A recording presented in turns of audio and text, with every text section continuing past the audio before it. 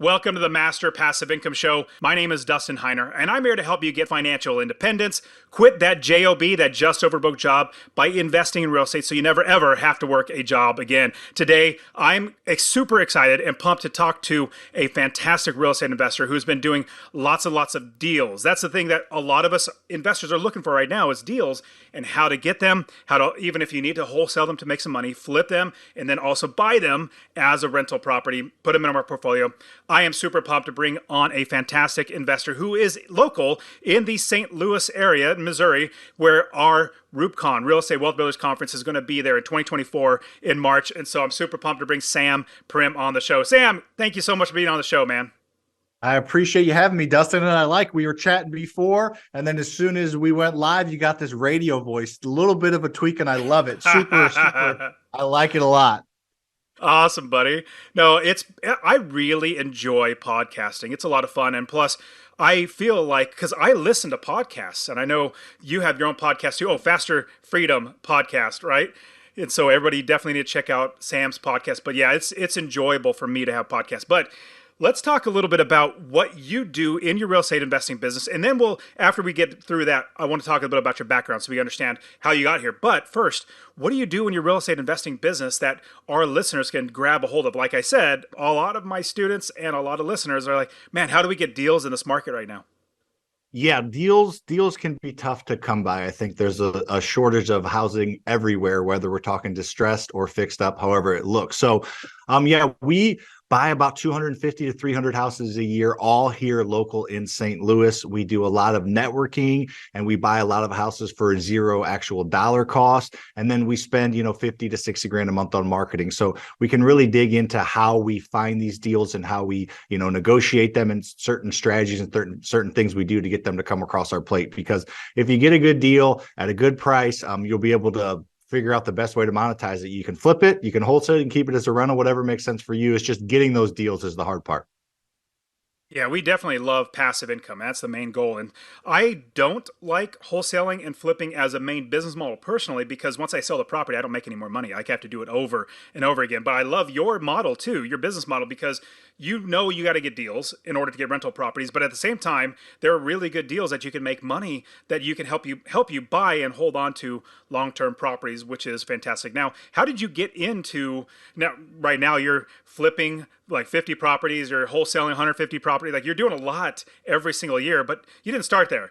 Talk to me about how you got into the real estate investing and what made you be able to scale your business like you have. Yeah, so super unique story here.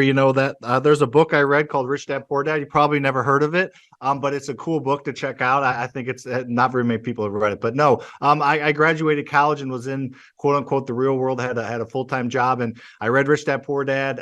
Started to think about investing, and I wanted to do something on the side. I just didn't know what it was. Real estate that book showed me seemed like the best path to do that. So I started to invest on the side with the full-time job for about 2-3 years, grew up a few rentals and a few flips and here and there, and then got comfortable enough to quit that job and went full-time. So I started investing like 2014-15 timeframe and quit my job in 2018.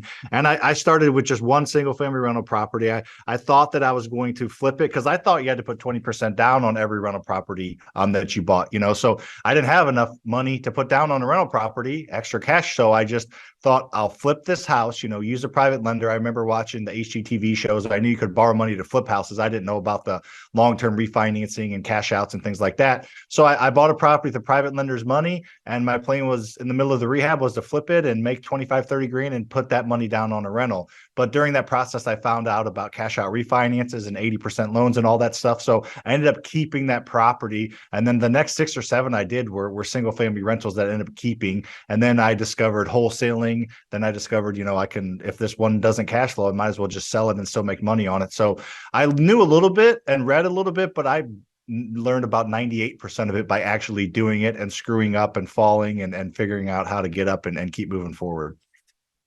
That's exactly how I learned. But at the same time, I realized how much time I actually wasted. If I would have piggybacked up off of somebody, started working for a company that was doing something like this, if I got a coach or got something that would help me fast track it, and I wish I would get my life back. So I was 27 years old when I first started investing, and about 37 was when 36 to 37 when I quit my job. And so I am so blessed now. I've coached so many students that I have students quitting their job in 3, 4, and 5 years. I mean, it's just so, because you could fast track, like, hey, all these problems that I went through, let me show you how to bypass those, hurdle over those, fast track past those.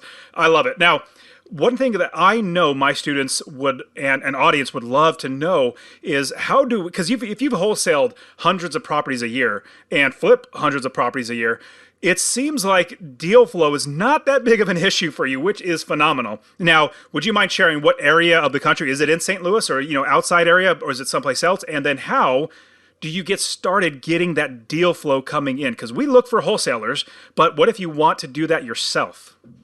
Yeah, so everything is in St. Louis that we do, or the metro area, the few counties around St. Louis on the Missouri side. So everything here is local. We have 6 full-time acquisition reps. Their job is to go find deals. Now, we provide them marketing leads, but each deal they buy from our marketing, they're supposed to buy at least one from their networking, contacting other wholesalers, real estate agents, other connectors. We buy from other law attorneys. We buy from, senior care facilities. We go there and get to know them, and we get to have our brochure in a lot of their little flyers that they hand out to people if they're thinking about moving in, because a lot of those people can't move in until they sell their house. And a lot of those people that need to move in, something happens, somebody passed away that's taking care of them, a spouse, or they just can't take care of themselves anymore, that house probably hasn't been updated in a few decades, so it's going to be hard for them to sell. So we just make those connections and make ourselves felt throughout the community as far as networking. And we buy from a bowling alley owner who writes above his bowling alley lanes, Ben buys houses, and he's in the drinking leagues with people bowling and just has a big sphere of influence. And when something happens to somebody in their sphere that they need to get rid of a property that's distressed, they call him, he calls us. So that kind of thing. So there's a lot of that going on. We buy, I'd say 65% of our houses are from networking, quote unquote, with wholesalers, agents, and connectors is what we call them.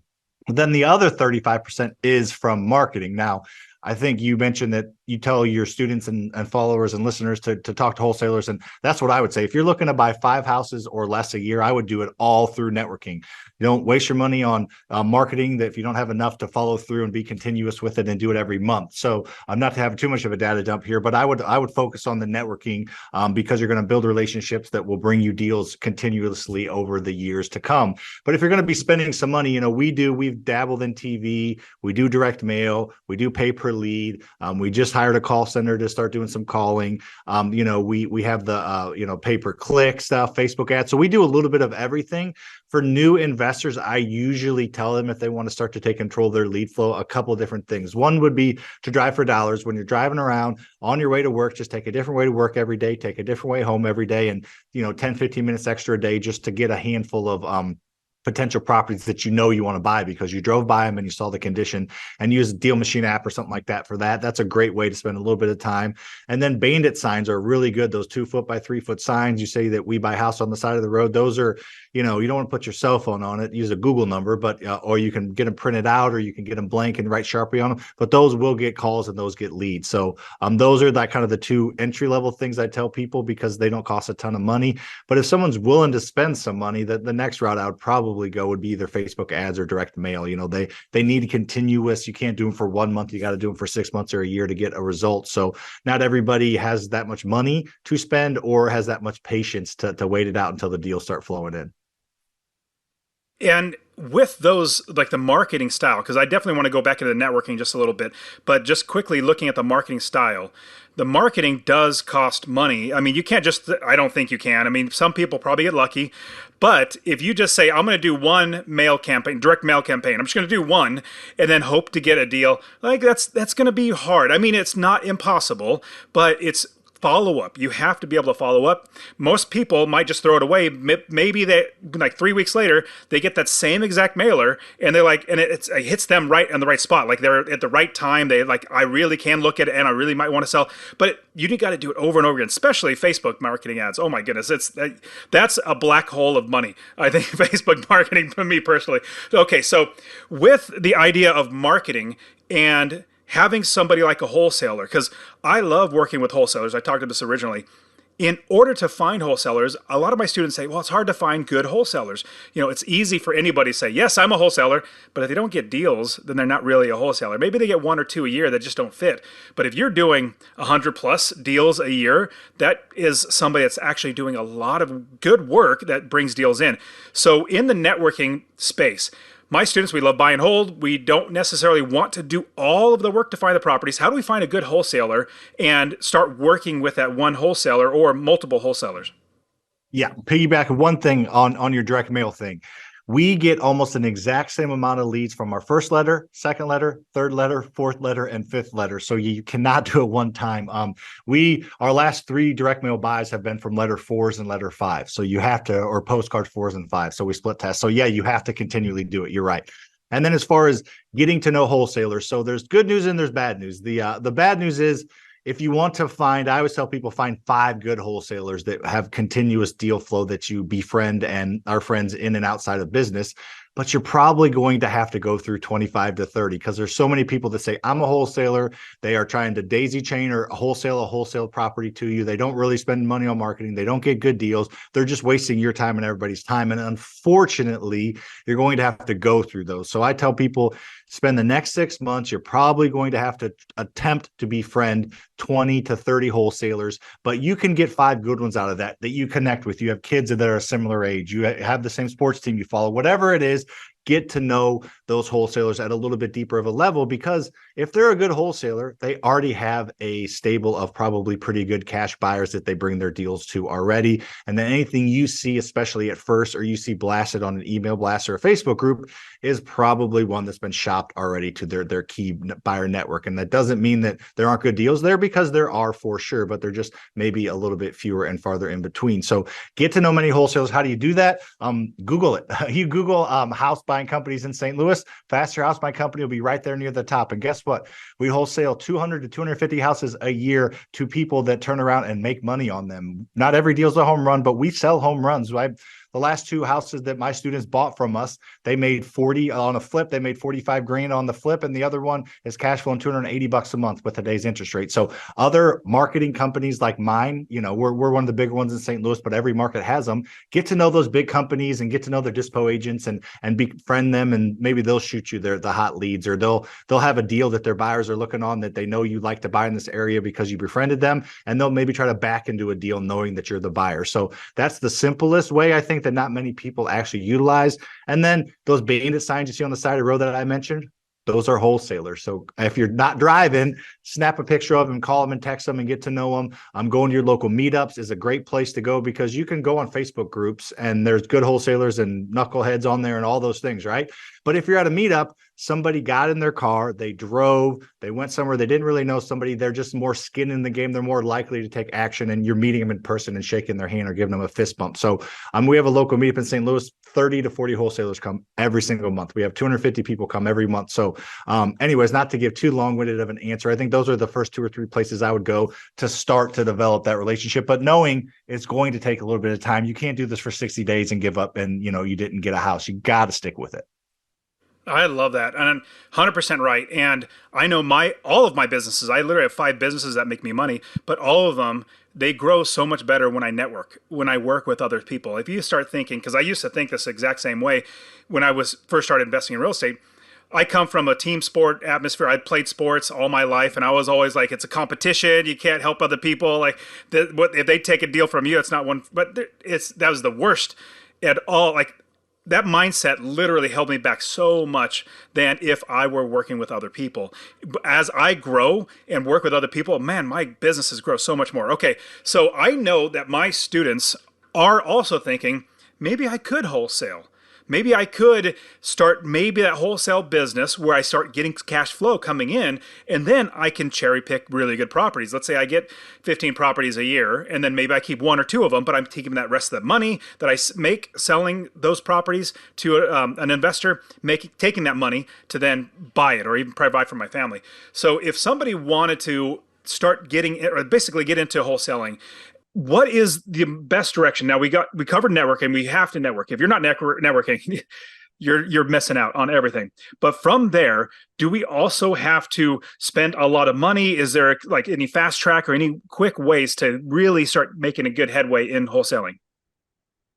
Yeah, I wish there was a way to like do it quickly. I think there are certain things you can do to speed up the process, but it's just simply, and I think this is the reason why there aren't more super successful wholesalers and honestly super successful people is you got to have the expectation that delayed gratification, that things take time. It doesn't happen overnight. The 15-minute millionaire that you see spent 5 years doing what they're doing and they finally hit it. So I think a lot of people want it to happen quickly, like you're saying, and the fact that it just rarely does, they end up giving up right before they kind of hit that line or they meet that one connection that makes a difference. So that being said, I think, spending some money on marketing, being professional as possible, having, an LLC, having your funding lined up if you do need to close, because obviously you can double close or assign every single property you come across, but if you can put a non-contingent cash offer on the property, knowing you can close on it and then close on it and really blast it out and maximize your profit, or be able to close on it and fix it and flip it if it's a quick rehab,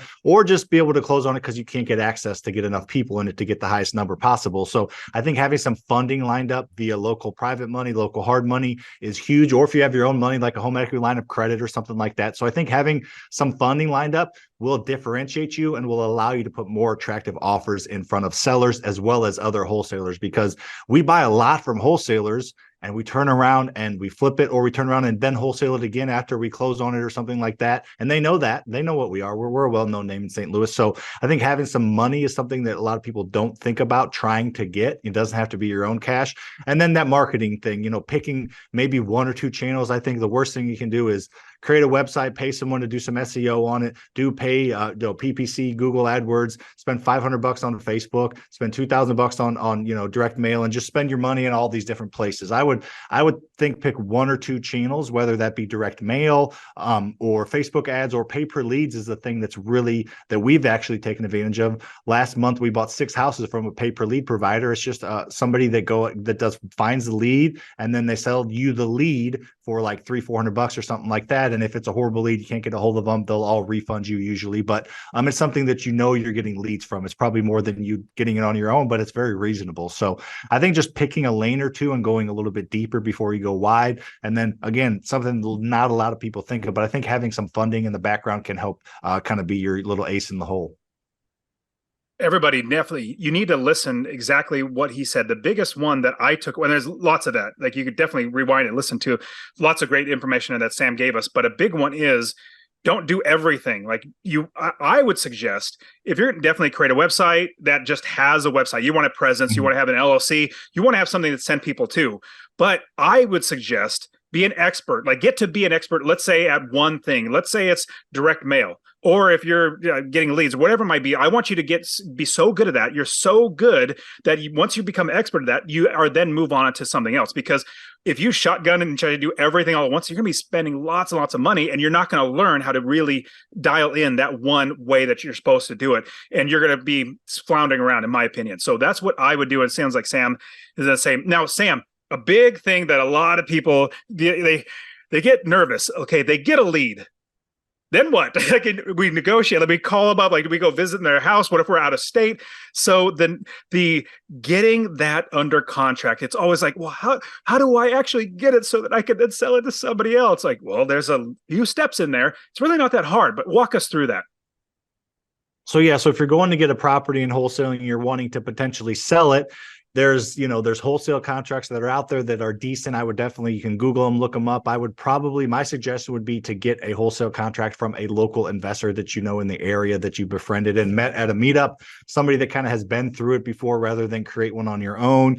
If you're an agent, a lot of them will use like special sales contracts type of things, but it's usually a standard sales contract that just has an assignability clause in it so that you can assign it. And it's not something you don't want to hide. You don't want to be, hide that from a seller. I always say, if you want to have a contingency in there, make sure it's a transparent contingency. Make sure the seller knows you have 10 days to get buyers in, to get inspectors in, to get funding sources in, whatever that looks like. You don't shy away from that contingency. That's not something that should be hidden. It's in almost every single real estate contract out there ever. Like anybody that owns their house, there was a financial contingency, there was an appraisal contingency, there was an inspection contingency. Like contingencies are very normal in real estate deals and treated as normal. So the seller does not think that you're trying to pull one over on them. Let them know that you have to get through this period before the contract is solid. And they're usually fine with that. You've connected with them, they're agreed to your number, and they're just that's the final T to cross, is let them know. And you can always just tell them, I'll keep you abreast to how the leads are going and how the process is going, making sure I'll let you know as we're walking through to be transparent. But as far as the contract goes, there's so many different ways to do it. Every state or real estate board tends to have their own touch on things. But in general, I would talk to a local real estate investor or wholesaler. Most of them have that mindset of abundance that you talked about, because they know if you meet them, get to know them, and you already know them, maybe they're like, if I help you out, I'll probably buy a deal from you in the future, or maybe sell you a deal. So making those local connections and networking, which I know is a theme on this podcast we've been talking about, but it should be a theme on every podcast because it's super important. But I think those are the main things. Is again, you're getting under contract to purchase. You just have an assignability clause or contingency in there that allows you to go ahead and sell that and move on, and still let them make sure that they're getting what they need for it. You know what I think might be super beneficial for the audience is, would you mind doing a little bit of role playing where you are the wholesaler? I have a house, and let's say probably it'll be something like this, where the person got your, let's say, a direct mail, and they're like, I'm kind of thinking about selling. It's kind of in the back of their mind. They want to do it. How would you, you mind if we role play a little bit? Let's do it. Awesome. So I'm a seller and potential seller, obviously, from the cold call. I'll let you start, even though I gave you a little bit insights of how I'm going to go with my answers. But let's go ahead and start. You ring, and you're on. All right. So, hey, how are you doing today? I saw that you called my office and wanted me to give you a call to talk about you potentially selling your house. Yeah, Sam, I got your letter, and I wasn't really thinking about selling, but I know right now the market seems to be okay, meaning higher. And I was like, you know what? It would be good to sell. I have this cousin that's their house, and we're moving out. They're moving out. I'm gonna move into that one. So I might want to sell, but it's something I really am dying to do. Awesome. Well, that's great. I would rather have this situation. Sometimes we get calls from people that really have to sell. So I love that you do not have to sell. So that is awesome. And we're in no pressure. Would like to schedule an appointment with you to come look at your house and meet you in person, shake your hand. And I'm just going to give you your options. I'm an option for you. I'm the easy button, but there are other options. I can give you a cash offer, which I'm going to do. I can offer you a price to list it, which we can list it for you. Or I'm going to tell you that maybe we're not the best option. So I love to, kind of meet you in person and talk with you and go through your house. But before we do that, can I ask you a couple questions about your house? Yeah, totally. Awesome. So you're living there now, obviously, so it's livable. How would you say the general condition of it? Is it outdated? Does it need a lot of work, or is it pretty much in great shape? I would say it's a little outdated. We haven't done much to it. I mean, just little bits here and there, carpet and paint and stuff like that. Little out of date, but at the same time, it's a decent property. It's not one of the best ones on the street, but it's definitely not the worst one. Awesome. Well, great. Those seem like to be the best ones for us, because we can usually give the highest offer. We buy, 250 of these here in the St. Louis area every single year, and we're able to usually offer the most because, we're able to go through so many. We don't need to make as much quote unquote profit on it. Obviously we're going to be buying this and trying to give you the best offer possible, but we're not a charity. We like to at least make a little bit of money. And we do that by volume. So super excited to come check out the property, get to know you a little bit better, and make sure that this is a good solution for you, and make sure that we're a good fit. And if we're not, I'll shake your hand and maybe even give an introduction to somebody else that can give you a better option. Does that sound okay? That sounds good. I'm a little concerned though, because most people just go with a realtor, and we get the highest dollar, we put on the market, and all this sort of stuff. The first time I've ever talked to somebody that sent me, I mean, I see those bandit signs everywhere, those signs that are on the walls, phone poles and stuff, and I got this letter. So, but I've got like 3 or 4 of these from different companies. It seems like that obviously you're going to make some money. I understand that, but how do I know that I'm not going to get taken advantage of? And I mean, should I even talk to more people, more than just you? Yeah, I always say go through as many options as possible. I would say, I don't know that you need to have 20 people tramping through your house, but getting a couple different estimates or bids from somebody is a great option. And we've been around for over 20 years, and I definitely encourage you to check out our website, our Better Business Bureau reviews, and our Google reviews, and all those things. And we would be happy to get you in contact with somebody that we've dealt with in the past if you'd like a referral and a reference. But we're going to just go there and give you the best options possible. You can definitely listen. We'll walk through that option with you. I like to, give you multiple options. The only issue with potentially listing is you don't know what you're going to get. An agent can tell you a certain number, then you'll get an offer, and then there'll potentially probably be inspections and certain things that may have to come into play as far as lowering your offer, things like that. That's not always the case, but that's definitely potentially the case. And I do see that every once in a while. But the fact that we're local in St. Louis, have been around for a long time, have multiple options, just being honest with you, we usually are the ones that end up getting the contract signed because we give the best option and we provide the best solution. Whether you need to, leave all the stuff there that you're taking away, you can leave it there exactly as is. Whether you need to stay in there for a couple of days after we close, we have no problem with that. We can keep you there and have you sign a document that you can stay there for a little bit after closing, so you can get to your new place. So I just want to provide you with the best solution as possible. We don't buy every single house that we go to, but most houses we're able to provide the best solution, and that usually ends up with us purchasing it. That's great, Sam. Yeah, let's go ahead and schedule a time for you to come out here and take a look at the property. Awesome. Well, super excited about it. We'll get that on the schedule, and I'll be meeting you soon. Great, Sam. Well, so everybody listening, I hope that it was fantastic the way Sam, and I'll key point of what I want everybody to take away. So if you listen to how Sam did it, the biggest thing that he did that is going to be so much better for the seller is he's focusing on helping the seller, serving the seller, helping them get what they want. Now, it might be that he doesn't get the sale because he's helping get something else. It's going to be so much better in the long run where you are so open, you're so helpful. They might be like, you know what? Even though I might lose a little bit of money, I literally had this has happened. Even though I might, leave a little money on the table, I'm going to go ahead and sell with Sam, or they say I buy through you because you're so helpful, because you want to take care of them. Whenever I talk to a seller, it's always, what would you like to get out of the property? How can I help you get what you need out of this property? Now, I'm going to try my best to get them what they need, but at the same time, they might want $1 billion, but I can't do that. But I'm going to focus on helping them. So if you go back and listen to it, because you'll hear Sam, his focus is, how can I help this seller, which builds a huge, great rapport. Like all those walls of are breaking down, like go with another realtor, go with another wholesaler. It's like, yeah, absolutely. Go right ahead. I'll help you out even to do that too. It opens up so many doors for you because they see you as the person, which you are, because obviously you want to deliver. I can help you, find other people, but you're trying to help them. That's the biggest thing in this business. I think real estate is not about properties. It's about people. Business is not about a product. It's about people. Life is about people, not just experiences. And so if we focus on the people, the person that we're talking to, my goodness, it makes everything better. Now, Sam, we've gone through lots and lots of things. Now, if somebody wanted to work with you, now I know you have a couple of different companies. I love Faster Freedom as well. So everybody needs to check out the podcast. But let's say somebody's like, man, I want to start buying in St. Louis. I want to find Sam. I want to buy some of his, be on his buyer's list. So talk to us. Is there anything that we might have missed? And let's also share with it, how do people get on your buyer's list if they want to buy? But anything else, key points that you think we should know before we sign out?